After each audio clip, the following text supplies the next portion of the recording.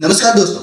दिसंबर 2024 PepsiCo के लिए वो दिन था जब पेप्सिको का शेयर मार्केट गिर करके 25% से 30% तक रह जाता है, जो पेप्सिको के शेयर मार्केट के इतिहास का सबसे घटिया दिन बनकर के रह जाता है। देखो, नॉर्मली क्या होता है कि हमारे यहाँ पर विदेशी कंपनियां बहुत सारा पैसा लेकर के यहाँ आती और आराम से, हम बिल्कुल आराम से अपना डेरा डाल देते और फिर धीरे धीरे इंडियन मार्केट को बिल्कुल खत्म कर देते, जैसा कि स्मार्टफोन कंपनी की तरह। बिल्कुल ठीक ऐसा ही उन्होंने किया इंडियन स्नैक कैटेगरी में। तो देखो, 2020 में पेप्सिको की ब्रांड लेस और कुरकुरे फुल मार्केट का 50% शेयर लेकर के बैठे, इसलिए पेप्सिको के पास पैसा, पावर और डिस्ट्रीब्यूशन था। लेकिन 2024 आते आते पेप्सिको का शेयर मार्केट 22% तक रह जाता है, यानी आधे से भी कम हो जाता है। तो फिर जाहिर सी बात है कि लेस और कुरकुरे खाने वाले आजकल कुछ और ही खा रहे, लेकिन ये आजकल इनको छोड़ करके क्या खा रहे? तो फिर आइए जानते हैं उनकी कहानी हमारे शब्द।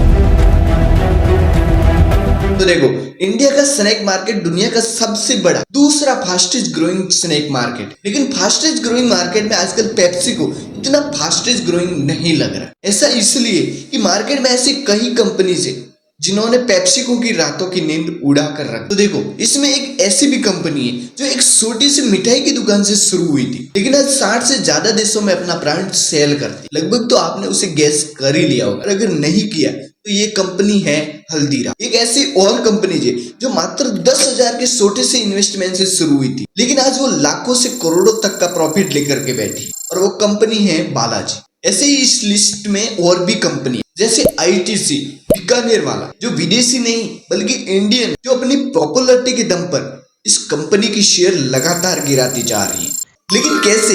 तो चलो बताओ। एक जगह चिप्स, नारसो और बिस्किट है, वही दूसरी जगह समोसा, भुजिया और सकली जैसे स्नैक्स है। तो दोनों में से आप कौन सा खाना पसंद करो? लेकिन कहीं दोनों मत बना। लेकिन एक जगह इंडियन स्नैक है और दूसरी जगह वेस्टर्न स्नैक, तो ज्यादा प्रोबेबिलिटी तो इंडियन की ही होगी। और कुछ ऐसा ही एक सर्वे में भी हुआ जिसमें 60% लोगों ने इंडियन स्नैक को ही पसंद किया और मात्र 40% लोग थे जिन्होंने विदेशी स्नैक फूड को खाने के लिए प्रेफर किया। तो देखो, चिप्स तो सभी खाते हैं, लेकिन इंडियन फूड को ज्यादातर लोग ज्यादा पसंद करते। तो इससे साफ पता चलता है कि हल्दीराम, बीकानेरी भुजिया, बीकानेर वाला, बालाजी और आईटीसी के सेल बढ़ते जा रहे। और तब यही होता है कि इंडियन नमकीन के सामने वेस्टर्न नमकीन को भाव नहीं दिया जाता। वैसे हमारे देश में प्रत्येक 100 किलोमीटर में प्रत्येक रेसिपी बदल जाती, तो फिर वहीं पर एक ही रेसिपी के प्रोडक्ट बेचना काफी मुश्किल हो जाता। बाकी आपको पता ही है कि हमारे यहाँ पर पॉलिटिक्स से लेकर खाने तक रीजनल कंपटीशन तो तगड़ा उठता ही, और ये बात हल्दीराम की कंपनी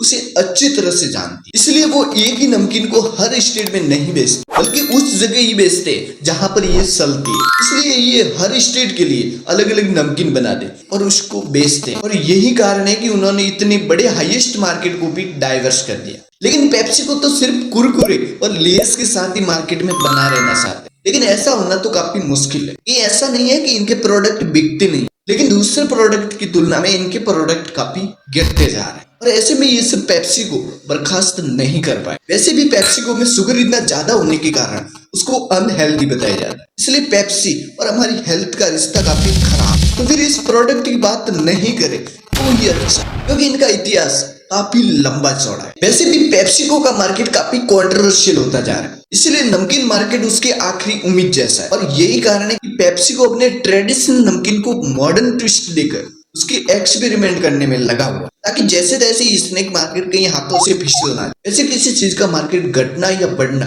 तो हमारी जुबान पर कंट्रोल होता है, क्योंकि जो जुबान को बहाएगा वही तो मार्केट में आएगा ना। एक बात बताओ कि क्या आप 5 रुपए की बिस्किट खरीदने के लिए कभी 5 किलोमीटर तक गए हो?